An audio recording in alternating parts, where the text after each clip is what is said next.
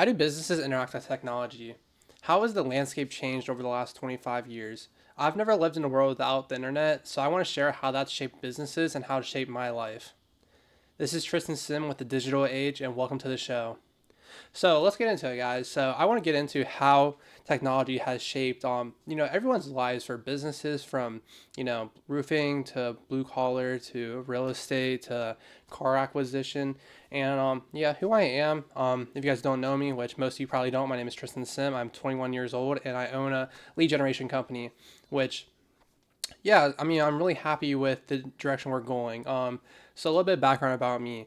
I'm 21 years old. I graduated high school in 2024, and since then I've been going to college part time or full time actually, and then building this on the side as well. And so I'm really happy with where I've gotten to and the results that have happened. So I just want to share that with you guys and take a little ride for this podcast. So what does this podcast mean?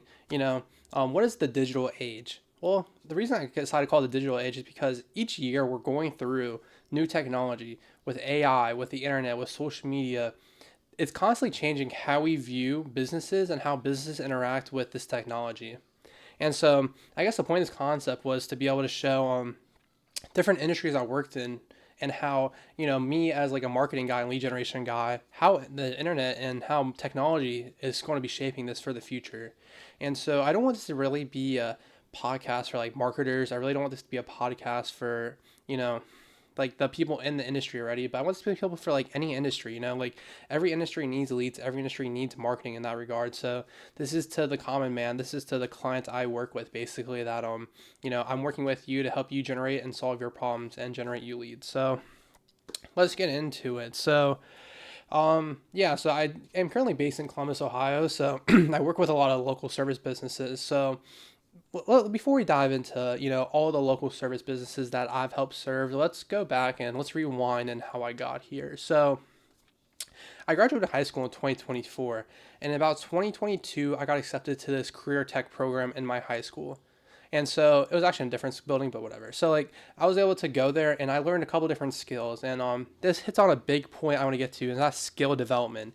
Skill development is so underrated that most people, they don't really realize what they're paying education for even, or what's the purpose of it. But developing your skills actually is something that doesn't pay dividends in the moment, but it pays dividends way later in life when you least expect it. And so what I want to get to this is I was in a career tech program for media design. And so I was working with Photoshop, I was working with video stuff, I was working with, all these type of stuff, which honestly for the first year, I didn't really think that I was going to go in the industry or anything to do with media, because I wasn't the biggest fan of cameras, which is funny enough now because now I'm like pretty into cameras, but back then, like I did it, but I honestly still wasn't the biggest fan. So if you ask me what changed, I would say that the class thankfully went like into like an entrepreneurial path where we were able to start like our own quote unquote like agency and business and actually like try to work with clients and stuff like that, and I found a lot of joy in that. And so I was able to do that later my junior year and then at the start of my senior year, which really helped revitalize like my love for like the industry and like the agency and the school and the program. So the reason why I want to mention that is because, a lot of people I went to school with in that class aren't even in industry anymore, or don't even use like any of the marketing skills or the digital skills that they developed there. And it's a shame because those are real skills that will be used for years to come. So it's a shame, but I'm glad I'm using the skills because I feel like it makes me more well-rounded. So I'm really happy about that. So my senior year of high school, I started my own agency, which at the time was named Stay in the Media, which rebranded to Sim and Co. And so Stay in the Media was, I really didn't have a lane. I kind of was just doing everything. I was just like, oh, I shoot videos, doing long form, doing short form. What was I really trying to do? I didn't really know yet because I wasn't able to pinpoint what I enjoyed yet. I was kind of just, sprinkling in everything and seeing what stuck. So where did that lead me? Well, that led me to my first internship my senior year of high school, which I'm pretty forever grateful for. And so I want to give a shout out to my guy Landon Mooney and at Strictly Tech. It used to be Strictly Apple when I worked there, and I'm gonna get to a story about what that internship did for me and why it was so important for the person I became, and why I'm super thankful for it. So during that time at Strictly Apple, which was about like, let me take a drink real quick. like January 2024 to like May 2024. So about a 5 month span. So it wasn't crazy, but it had a real impact on the way I viewed business because I was working in a startup basically. It was like, I want to say like 6 people, 7 people, like or four full time people, and then a couple of part timers. And it viewed it because I really worked with the owner directly, seeing like, oh, like this is social media. Social media is such a powerful tool because that's what Landon built his own brand off of, was just social media. And so, I mean, his brand was huge. I mean, it had like over 1 million collective followers, I think, on all the platforms. I believe he just hit 500K on Insta or on Facebook. I saw. And besides the fact that it was such a big brand and it had so many like followers and numbers, like I just love being able to like see the decisions that were made behind it. I kind of wish I did that more back then and was talking about like, why he was making these decisions and why it mattered and all of those things, because I didn't have the knowledge back then to be able to express and articulate what was he doing for what reason. And I wish I could dive deeper into that now, and maybe I'll have him on this sometime and we can go deep dive on why it mattered and his business model and the whole nine. And I would love to do that. But he is the first person I was able to interact with personally and see in business from someone I worked with that actually did something with social media that was like, it transformed his life basically. I mean, he owns a business, the business does pretty well, and he's well off because of it. And that was kind of my first interactions. But I was a digital marketing intern or a social media intern, whatever you want to call it there. And so what I would do is Landon had a very specific formula for how he like did his videos, and his hooks were his hooks were in his voice were the best thing about his videos in my opinion. I think that's what I learned really value. That's what I really value about what I learned in his videos basically, was that his hooks were phenomenal. I mean, Landon's hooks, he was able to say whatever, and he was able to get them on the phone like that. Boom, boom. I'm also getting a phone call from some random number, but it's okay. But yeah, I mean, he was able to get them on the hook and go, go, go. And he had this voice. Like Landon showed me that how to use his voice that he used for like short form content that just drew in a certain type of viewer and drew in the audience that I was truly captivated by, honestly. So like I'm gonna remember what he taught me, but like it was basically like something like he like higher pitched his voice, and it was really like Zoomer brain. Like it was really like it fit what people were looking for at that time, basically, like during 2024 in my opinion. And it was like, this lady bought a new iPad mini or whatever. And like, the point isn't that like it's like you guys can't do it as good as Landon did, but Landon did teach me how to do it, and I did replicate his voice basically. And I think it was crucial because it gave me a voice, and I was able to post on the platform with like 1 million collective followers across TikTok and Instagram, and have what I felt like a piece of control where Landon trusted me to execute all that within like 20 hours a week. And so I'm forever grateful for that, minus the pay. I didn't even really care about the pay now thinking back on it. It was nice, obviously, but the bigger thing was that he was able to show me how to like not go viral. That wasn't really the point, but like how to actually convert customers from attention on social media. So forever grateful for that. And thank you, Landon. If you see this, thank you so much. So yeah, so I mean, that's how I basically got started there. And then I worked alongside this guy named Alex, 614 social or 614 something, but Alex Rogers. And hope he's doing well. I haven't talked to him in a while, but yeah, so I mean, he was in like he does a lot of like video and photo and camera stuff, and did a lot of the design stuff there as well. So I mean, I worked right under him.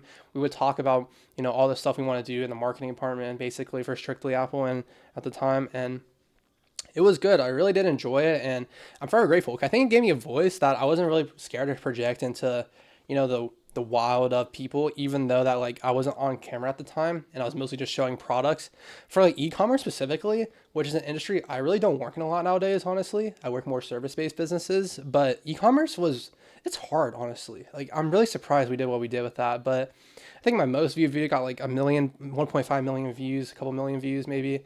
So it was a good run, honestly. I appreciate the time there, and I do want to go back and talk to him. But so that's kind of like how I got started my senior year. And so after Strictly Apple my senior year, it kind of went downhill. So like for a little bit. So what happened there is I didn't end up, I know I wanted to start like my own agency and do my own thing basically, but I didn't have the experience or like I didn't know how to. I was kind of just lost. So I was like, okay, well, what skills do I know I need to learn in order to be able to start my own business and I think succeed successfully? And so I'm sitting here, I'm like, what skills can I learn? So I took this sales job. It was like B2B electrician, or like electricity sales, like electricity provider sales. I'm absolutely terrible at it. I bombed. I bombed. Truly, I was not very good. And what it taught me was that sales is great at kicking you in your teeth and getting back up, because I didn't I failed. I failed. I didn't make a single sale. But it still taught me a lot, which I think is the important part to know. Like, I literally did not make a single sale for like 6 weeks that I was working there. And I still learned a lot, because I had to go B2B, go to door, knocking on these business owners' doors, walking in their building and asking them for, their receipts, asking them for whatever. And, I failed miserably, because at the end of the day, I didn't believe in the product I was selling. So, I mean, that was very hard, or the service I was selling or whatever. But, at the end of the day, I, I learned a lot, and I learned how to get rejected. And I think that's something that society, we struggle with, getting rejected. And I think, it's okay, because everything's so convenient nowadays. Like, the system is so anti-rejection. Like, you can barely get rejected on your like payments nowadays. So like, I want to take a step back after I just said getting rejected. So like, the big thing I see nowadays is like Clara and like all these like pay now, or finance later, basically pay now, buy, or buy now, pay later. And so like, it's just so crazy in my opinion that like, we can just delay. No one gets rejected anymore. You don't get rejected for your payment, even if you want something and you really can't afford it. Even if you don't have the cash up front, you won't get rejected. You'll just pay for it later and go in debt for it or whatever. And it's a perpetual trap. I mean, I don't want to get like too crazy, but I mean, people were financing the Chipotle bowls, for $4.45 on DoorDash at one point. So that's tough scenes. That's a tough scene. Regardless, though, it's I'm pretty. Okay, let me take stuff. That was a lot. I need a drink. So yeah, I did B2B sales for about like 2 months. Quit that.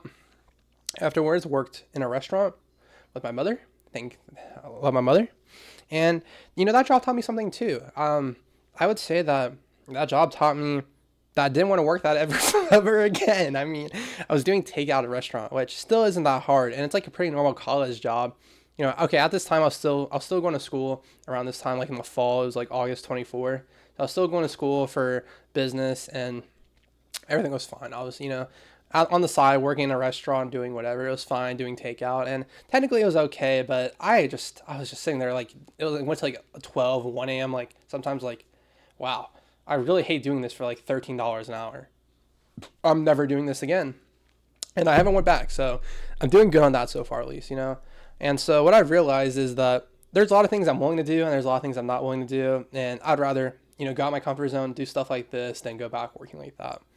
But after that job, I got a job for a realtor's team doing their social media and content creation. And I learned a lot there, I would say.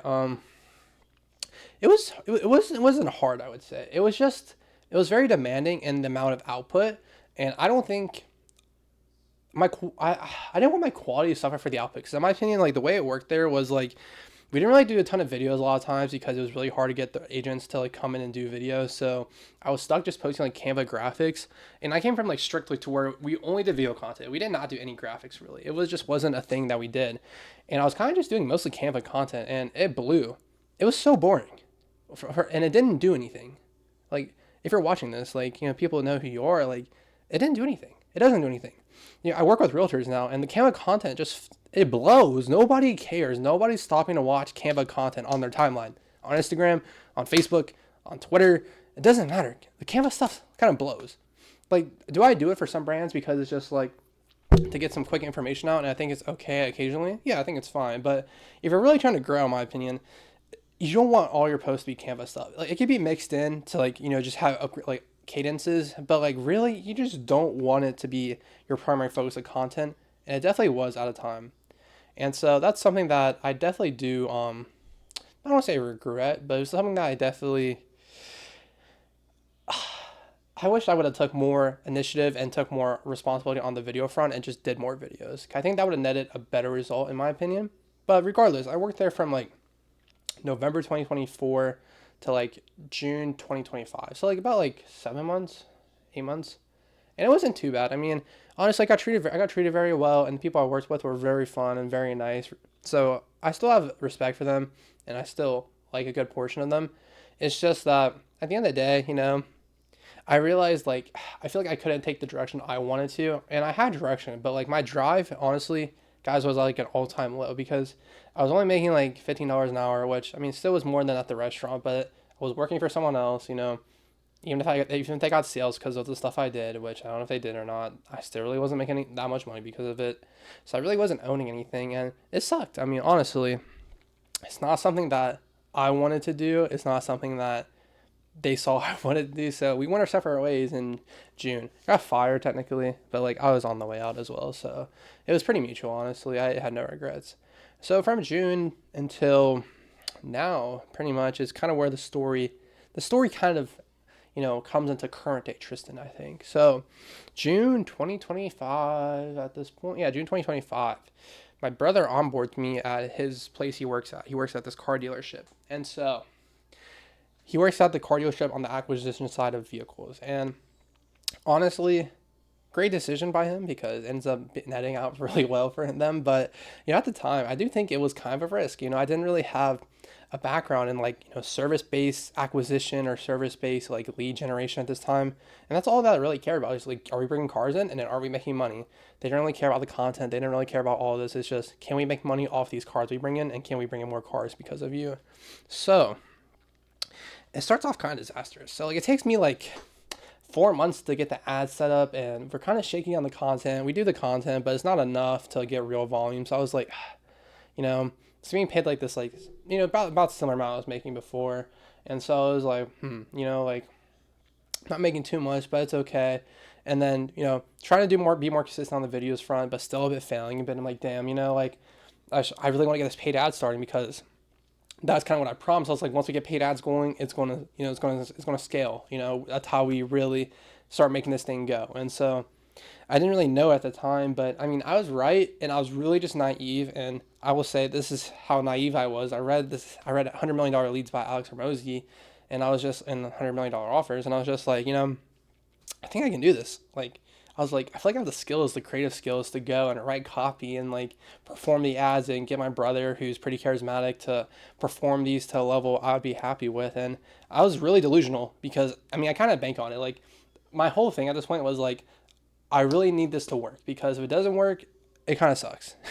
And that's honest the truth. My performance or my pay was performance based basically. I made money when we brought in cars, so I had to make it work, and it worked. So about the first couple months, we spent we weren't spending very much, probably like $1,000, 1,200 the first like each month for like, we started probably launched it in like September, October. So it took us a couple months to get started for like permissions and all that, because it just takes a while to get around to all the people. So we got started in like September, and then we probably started September, spent like $1,000 each month. And it was netting cars. It wasn't too bad. So like, it was probably netting like 3 to 4 cars, 3 cars. But like, I had to make sure I kept writing this creative over and over again. Like, I probably have done a couple, like 3 or 4 rounds since then of creative. I need to start doing some more. I'm about to get into, but I've done a lot of creative for them to like refresh the ads and, seeing what converts, etc. Because that's the only thing that matters. Does it convert? And so I kind of want to give some wisdom to what I learned about what converted for them and what I realized throughout the whole process. And so one of the things that, me and my brother, figured out was that we can't really beat the big brands on the volume game when it comes to ad spend. We just never were, right? And so I was talking to him, I was like, we're not spending $100,000 like Carvana or CarMax is on their ads in these platforms. So where's our advantage? Where can we like find a spot where I'm like, okay, that's our strong spot. That's where we can actually get a portion of the market share. And the way I was able to figure that out was 2 things. And they're really cliche, and it's really easy and really simple, but a lot harder to execute than you would think. One, we want price. And so they've always offered more money, like more money, honestly. And they usually beat everyone's offers when it's good for them because, that's just their business model. That's how it works. And second of all, their service, and they're really transparent about their numbers. And so they'll tell you, this is what we're selling it for. This is what we're making off of it. This is how much we can buy it for. And that process builds trust within your consumers. And I really respect it because their business model, it works. And, building respect in your customers, how you get referral clients, and it's how they operated before I came in basically, is because they were willing to pay more than, everyone else because they didn't have to rely on the marketing budgets to do so. And so I really respect them for that and start working with them. So, not going to disclose any names, but I respect the shit out of it. Let's just say that. And so, the reason I want to say that is because this last month, in March and April, we've taken it off. So we were probably at like 3 to 4, and so we were netting profit, but it wasn't anything crazy. But now probably at like $3,000 ad spend with about like $20, like 20 cars acquired, and so like 25 maybe. And so the way we got to that point was basically, I was telling my brother, I was like, dude, this is our cost to acquire a car. This was in, I want to say like March or probably like February. I was like, dude, it's like $90 to acquire a car through Meta ads. Like, we're killing it. We just need to put some more money into it. He's like, all right, well, if you think we should do it, we should do it. And we did it. And it's been going up and up and up. So now we're just looking to, how do we handle the volume? And, it's all a volume game now because it's a really lean team, and the team that does it are really good. But if there's a couple of A players on the team, now we're trying to bring in new players that are, maybe they're C players, B players, but we're trying to make them A players, right? And we're trying to get them up to speed to the standard, basically. And it's hard for sure. I mean, because you just aren't going to be able to do the job as well as people who have done it for 5 years at this point, right? And so we're having, they're growing, and it's great to see all around. They're hitting all-time numbers, and I'm really happy for them because I feel like I'm a part of it. And I mean, this is kind of just the start of how a company scales from like, making this revenue to getting to the next revenue threshold. And so, this is how you go from like, a 5-person team with like an office to like or 5 to like 8 or whatever to like, 15 to 20, and really happy to see it for them. And maybe they'll never get to that because, they're just so effective with their margins right now and their team, and they're just going like this. But I mean, eventually, if the demand outweighs the capabilities, then they have to hire. So that kind of brings me to present day. And now in May, are we in May yet? No, we're still in April. So we're still in April, actually. Yeah, this is crazy. All right, we're still in April, guys. It's a crazy month. But April 2026, it's kind of bringing me to here. So all this to say, get another drink. April 2026. What does this mean now? So April 2026, I didn't launch, but like I officially launched Sim & Co. It's kind of was something that like I had an LLC for in the background. I didn't really tell people about it because kind of like, I mean, it's like my little business thing, that's what I do. But now I feel like I've kind of launched it. I've told everyone I've known about it for the most part, like this is what I do.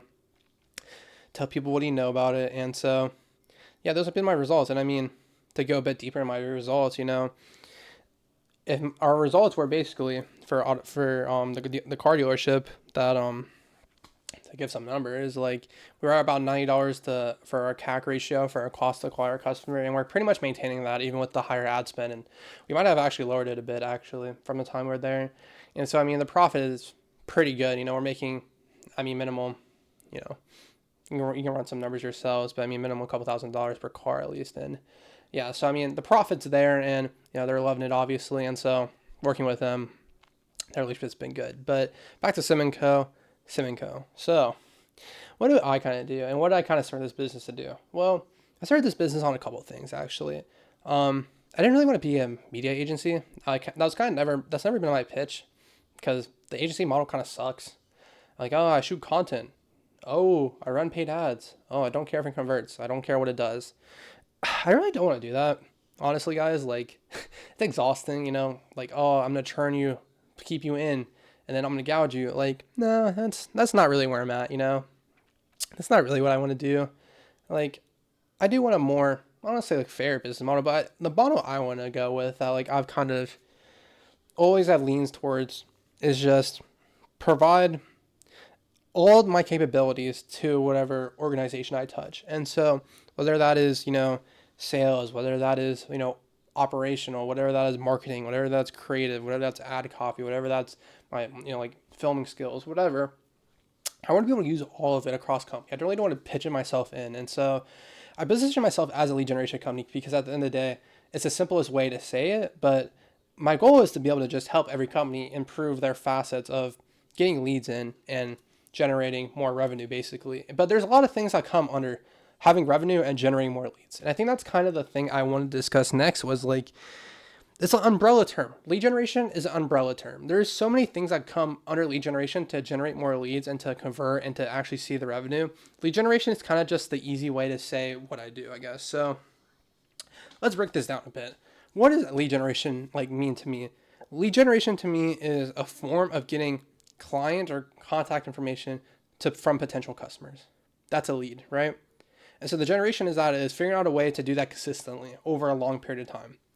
So, I mean, there's a couple different options, right? You can door knock, you can cold call, those are your sales typically. What do you think of? You can reach out to people, you can call everyone you can work on referrals. Those are also leads, right? Those are your warm leads.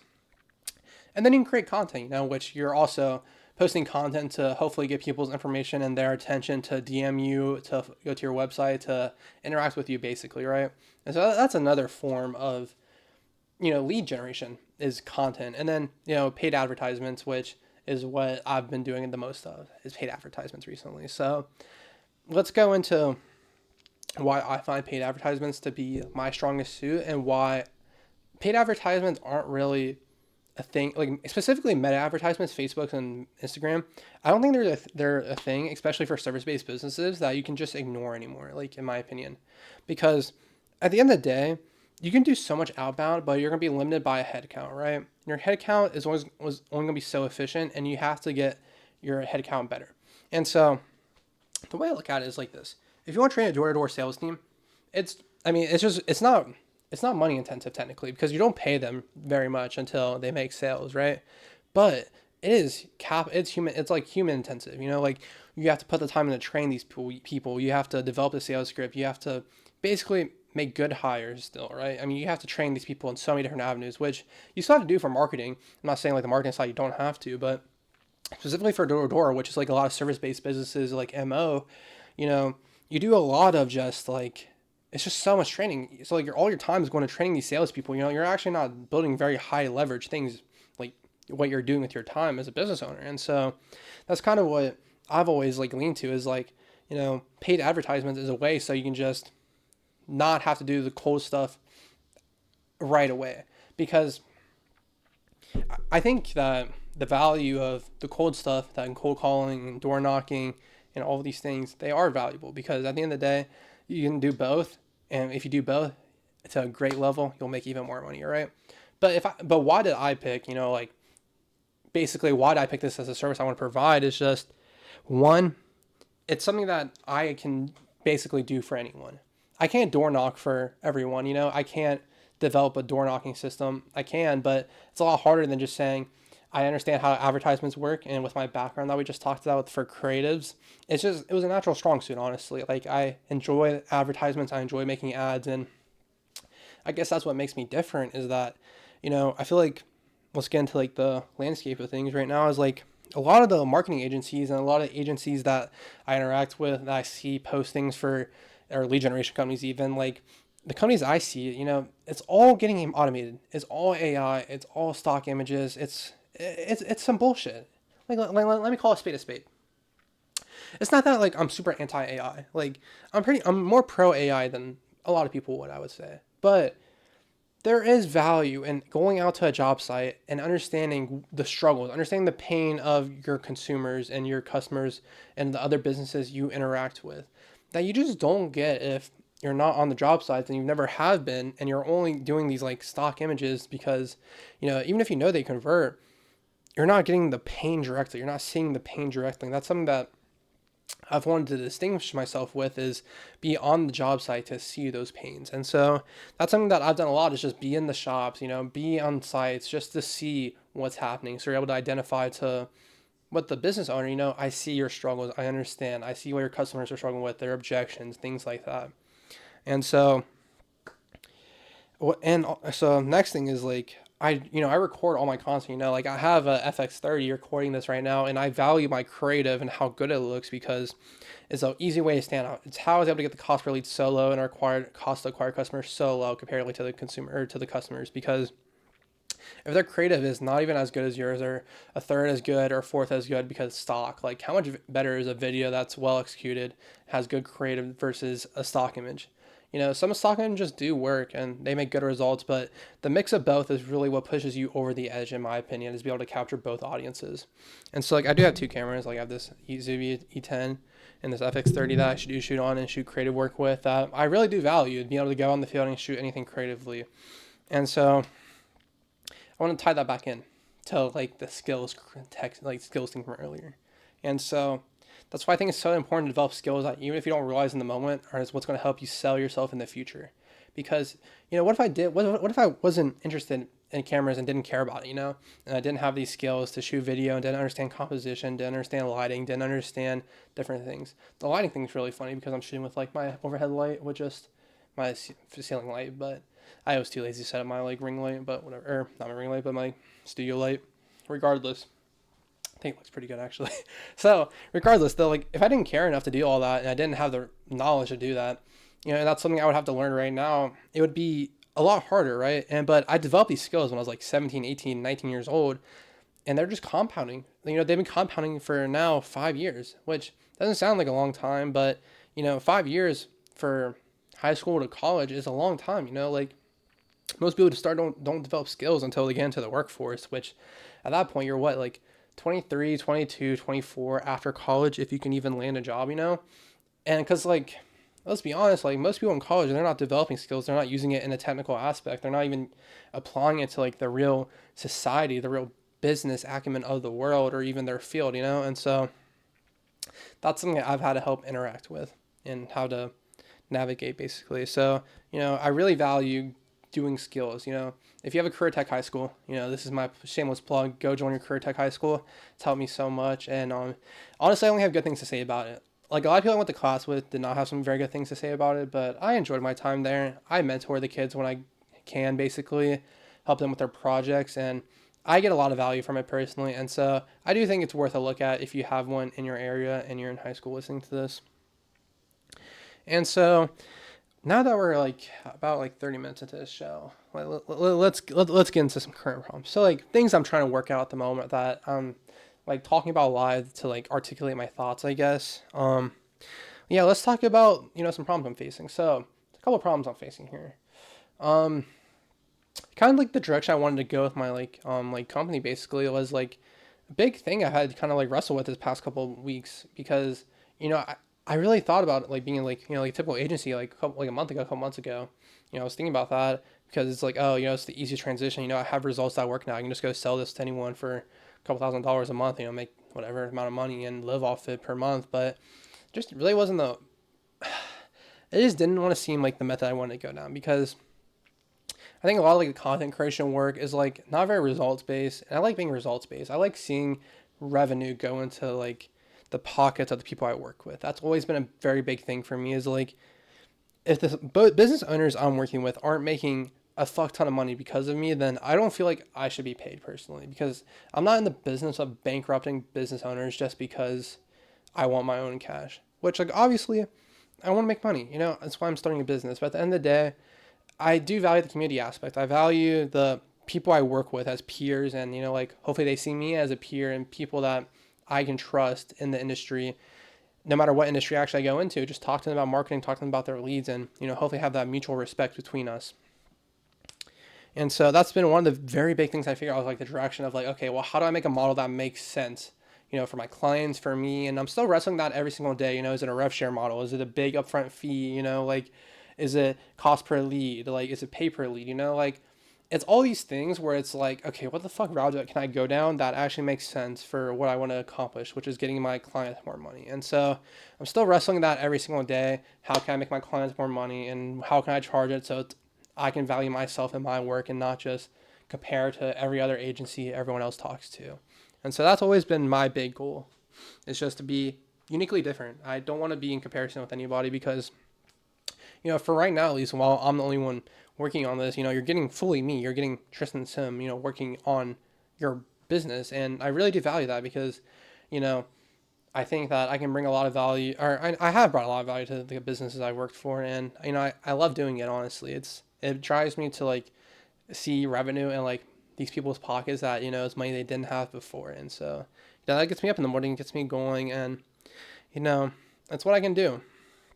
And so Yeah, I mean, we can talk about some verticals I've been in and verticals I've looked at because I do want to like at some point feel like niche down into like that's why everyone talks about like niching down to like a certain like subsection of like this is vertical you should be in because it's what everyone else is doing and it's where you can make the most money by only helping this type of customer. But I guess my niche right now is just like local Columbus service based businesses, and I guess I could go even nicher than that, just like go like gym businesses, go hospital or not hospitals, but like welders, go HVAC, go whatever these people, right?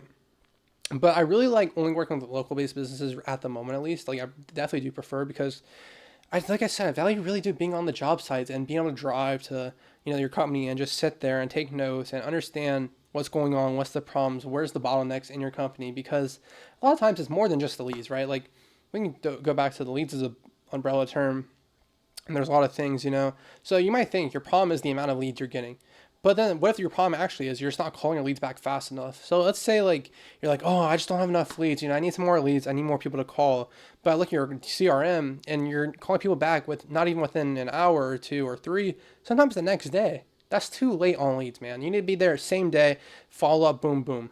And AI has helped a lot with the follow up process, I will say. You're able to follow up the same day, even if you can't get them a call, give them an email, give them a text message, get them involved and follow up, right? But at the same time, like you really should be on the phone booking them same day if possible. That is definitely ideal. And so that's one of the biggest, bottlenecks I see is just response time, response time, response time.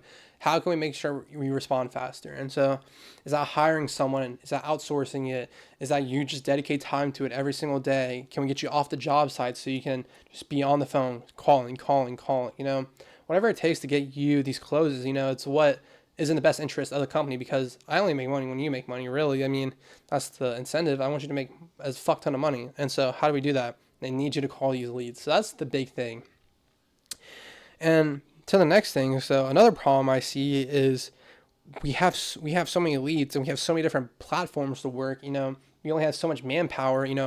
What is the most efficient use of our time? And that's a big thing I've seen recently, and it's really hard. It is really fucking hard to stop because you have all these platforms to like effectively reach out to people on, but you can't do all of them. So like in the car world, if you go on marketplace, look for like cars that you can acquire, or need to go on Craigslist. But your best sellers and your best scavengers who go through those like listings, their whole time's taken up on sales calls because we want to bring in money and execute deals and buy cars. Then we're missing out on so much lead flow from these sources that we could be converting on, especially out of state, especially near our state, especially even like the cities over. Like we're just missing out on a bit many, especially on these like off platforms, Craigslist, things like that.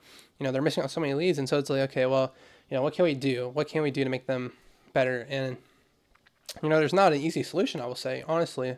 Like where they're still working on, we're still working on, like as part of that talk, and you know, we love the inbound leads. We love that leads come to us, but we need to be able to manage them, be able to actually convert them and actually acquire them because that matters more than just the raw lead number. So, like I said, you could be at the opposite situation where you have so many different lead sources, you have so many different, places to get these jobs from, but at the same time, you can't even like call them, you can't even execute on all of them because there's just not enough people or time of the day. And so that's where I think, like going back to the beginning of this podcast, like that's where I think AI and technology has really like shifted the landscape because AI is able to follow up. They're developing like sales AIs basically, and what happens when we get to the point where the sales AI sounds like a regular salesman is able to sell you over the phone. For some products, I don't think that'll work as well, like B2B and big ticket items. But when it comes to like just your regular commercial stuff or residential stuff and like B2C customers, I think it's fine. I think it's going to work really well once those get trained. And it's a really scary thing because, imagine you have a team of AI sales agents who are able to follow up on every single lead that comes in instantly, like you can't even compare to that. And so obviously that's like a future that, some people might say, oh, that's very unrealistic. We'll never get to that point. But I mean, there's a very good chance we do get to that point. I mean, it's the future. And so there's gonna be some businesses who are affected by it more than others for sure. But at the end of the day, every business is going to have to incorporate some sort of AI in order to stay ahead, in order to stay, vigilant, in order to stay relevant in this landscape, in my opinion. And so that does matter. How do we stay relevant? in the AI landscape as workers, as business owners, as people, right? Because, I mean, let's be honest, if you're a regular worker, the business owners want to replace you. They don't want to pay your salary. They don't want to pay your benefits. They don't want to pay for your retirement. They don't want to pay for that. The only reason they're able to is because you generate them so much money. But what happens if they can generate even more money? The wealth discrepancy between this percent, like the 1%, and the middle class is going to keep creeping to where literally in 1%, no, like if you're on podcast listening to this, like at the bottom, right?